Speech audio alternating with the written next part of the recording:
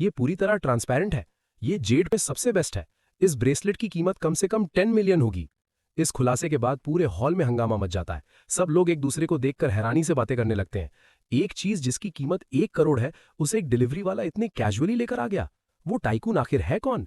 और जहां एक तरफ सब लोग उस महंगे गिफ्ट के बारे में सोचकर दंग है, वहीं ये चेन, जिसने ये गिफ्ट मंगवाया था, एकदम शांति से बैठा अपना खाना खा रहा है। और गाइज, चैप्टर यहां पर खत्म होता है। तब तक के लिए बाय बाय। तो जैसा कि हमने पिछले एपिसोड में देखा था, उस बॉक्स के खुलते ही उसमें से एक बेहद कीमती जेड ब्रेसलेट निकलता है, जिसे देखकर वहां मौजूद हर शख्स की आंखें फटी की फटी रह गई थी। और अगले ही पल हर तरफ बस उसी ब्रेसलेट की चर्चा होने लगती है। गेस्ट्स और फैमिली मेंबर्स अपनी हैरानी छुपा नहीं पाते और जोर जोर से बातें करने लगते हैं। ये जेड ब्रेसलेट आज के सारे गिफ्ट्स में सबसे महंगा और कीमती पीस है। ये बात सुनते ही सबकी क्यूरियोसिटी बढ़ गई और वो ओल्ड मैडम वैंग की तरफ देखते हुए पूछते हैं, ओल्ड मैडम वैंग, आखिर वो कौन है जिसने इतना जेनरस गिफ्ट भेजा है? आपको हमें उनसे बाद में जरूर मिलवाना पड़ेगा। लेकिन कहानी में ट्विस्ट तब आता है जब ओल्ड मैडम वैंग खुद कंफ्यूजन में उस ब्रेसलेट को देख रही होती हैं। वो अपने हाथों में उसे पकड़ते हुए कहती हैं, सच कहूं तो इस ओल्ड लेडी को भी इस बारे में कुछ क्लियर नहीं है। अब पूरे हॉल में एक सस्पेंस बन जाता है। गेस्ट्स आपस में खुसुर-पुसुर करने लगते हैं। वैंग फैमिली से जुड़े सारे फैमिली आज यहाँ मौजूद हैं, किसी को भी छोड़ा नहीं गया। तो आखिर ये ब्रेसलेट भेजा किसने? तभी भीड़ में से ये चैन की sister in law Wong yuan yuan उस चमकते हुए ब्रेसलेट को देखकर लालच भरी नजरों से सोचती है, कितना खूबसूरत ब्रेसलेट है। और फिर वो बड़े कॉन्फिडेंस के साथ सबके सामने कहती है, क्या ये मेरे किसी चाहने वाले ने भेजा होगा? ये सुनते ही वहां खड़े गेस्ट्स के दिमाग में भी यही बात घूमने लगती है। वो मन ही मन सोचते हैं, हाँ, ये पॉसिबल है। वांग युआन युआन का फिगर इतना हॉट है कि जो मर्द उसे देख ले उसे रात भर नींद ना आए। और वो अभी सिर्फ 20 साल की है, उसका कोई बॉयफ्रेंड भी नहीं है। वो तो कई अमीर यंग मास्टर्स का टारगेट है जो उसे डेट करना चाहते हैं। ये बातें सुनकर युआन युआन के डैड जी चियांग का सीना गर्व से चौड़ा हो जाता है। वो तुरंत हाँ में हाँ मिलाते हुए कहते हैं, बिल्कुल, इसके चांसेस बहुत ज्यादा है। मेरी डॉटर है ही इतनी खूबसूरत और ऑनलाइन उसके लाखों फैंस हैं। ये पक्का किसी अमीर यंग मास्टर ने भेजा होगा जो युआन युआन को पसंद करता है। इतना सुनकर किन होंग यान भी कहती है, तो फिर एडवांस में कांग्रेचुलेशंस प्रेसिडेंट वैंग, आपका होने वाला सन इन लॉ वाकई बहुत जनरस है, जिसने करोड़ों का गिफ्ट भेजा है। जी चियांग खुशी से फूला नहीं समाता और कहता है, अरे बस बस प्रेसिडेंट किन, आप तो मुझे शर्मिंदा कर रहे हैं। इस पूरे ड्रामे को ये चैन चुपचाप देख रहा होता है।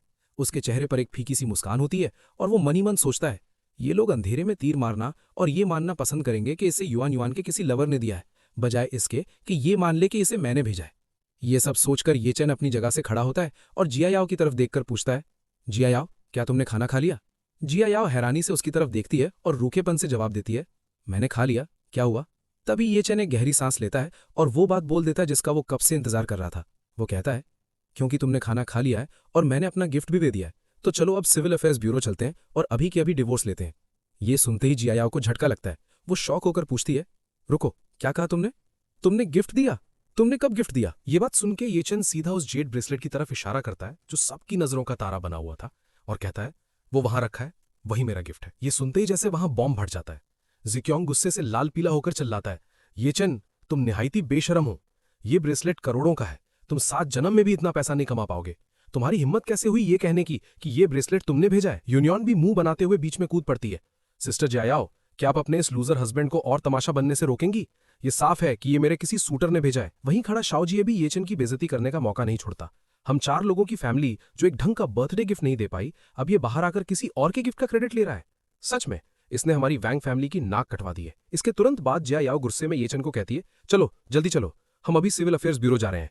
मैं तुम जैसे लूजर की वाइफ एक सेकंड के लिए भी और नहीं रहना चाहती। लेकिन निकलने से पहले येचन एक आखिरी बार ओल्ड मैडम वैंग की तरफ देखता है और कहता है, ओल्ड मैडम वैंग, 3 साल तक, चाहे वक्त अच्छा था या बुरा, हम एक फैमिली थे।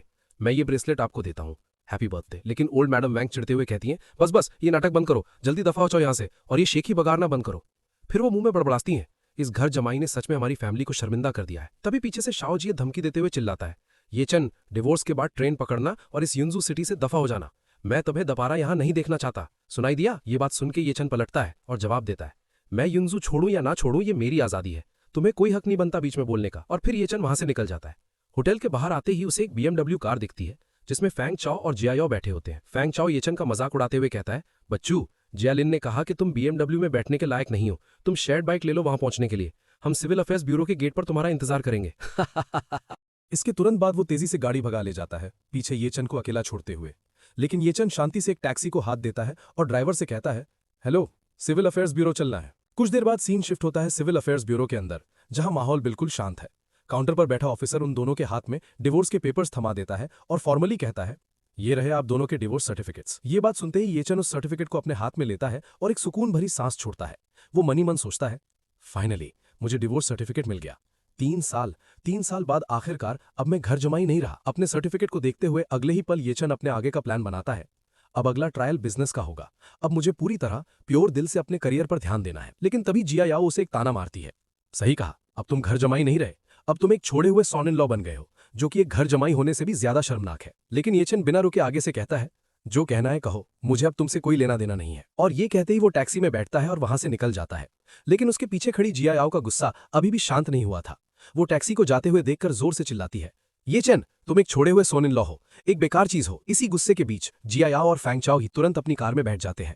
सीट पर बैठते ही जिया याओ कहती है, फैंग चाओ, गाड़ी चलाओ और उसका पीछा करो, देखो वो युंजू छोड़कर जा रहा है या नहीं। तभी फैंग चाओ तुरंत ओके बोलकर इंजन स्टार्ट करता है और कार को तेजी से येचन की टैक्सी के पीछे भगा देता है। ड्राइव करते हुए फैंग चाओ बड़े कॉन्फिडेंस के साथ कहता है, वो पक्का ट्रेन पकड़कर युंजू छोड़ने वाला है। यहाँ युंजू में उसका गुजारा पूरी तरह बंद हो चुका है और उसके पास कोई सेविंग्स भी नहीं है।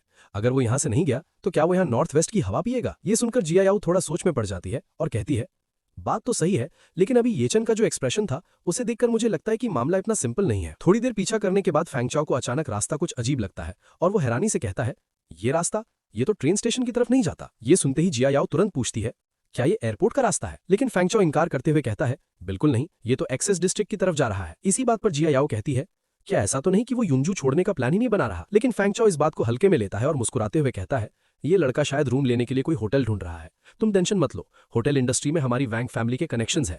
मैं गारंटी देता हूं उसे 4 स्टार से नीचे के किसी होटल में भी जगह नहीं मिलेगी। करीब 10 मिनट बाद सीन शिफ्ट होता है और वो लोग वेस्ट लेक 4 सीजन्स होटल के बाहर पहुंचते हैं, जहां येचन अपनी टैक्सी से उतर जाता है।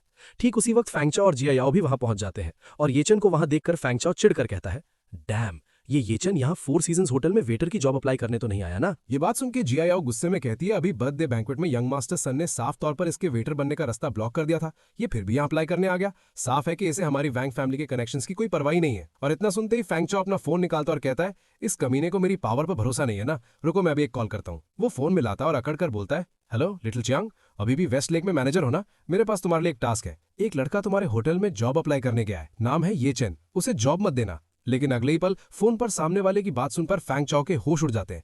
वो शॉक होकर चिल्लाता है, क्या? उसकी हालत देखकर जिया याओ घबरा कर पूछती है, क्या हुआ? तभी फैंग चाओ फोन नीचे करता और हैरानी से कहता है, वो कह रहा है कि उसने चेक किया, कोई भी अप्लाई करने नहीं आया।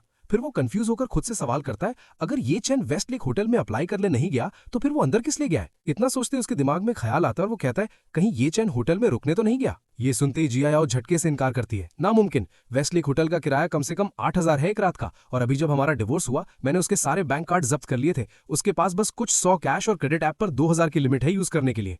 तभी फैंग चाओ कंफ्यूजन मिटाने के लिए कहता है, चलो अंदर चलकर लिटिल चियांग से ही पूछ लेते हैं। अब सीन शिफ्ट होता है वेस्ट लेक होटल की लॉबी में। जैसे ही वो अंदर पहुंचते हैं रिसेप्शनिस्ट सारी बात बता देती है। ब्रदर चाओ, जिस येचन की आप बात कर रहे थे उसने वाकई अभी होटल में चेक इन किया है और उसने 7 दिन का पेमेंट एडवांस में किया है।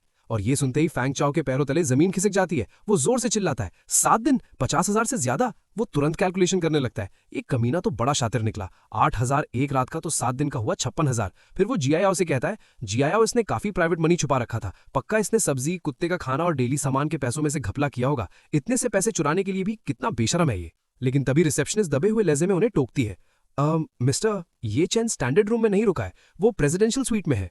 ये सुनते ही फैंग चाओ और जिया याओ दोनों को एक 440 वोल्ट का झटका लगता है और वो एक साथ चिल्लाते हैं, क्या?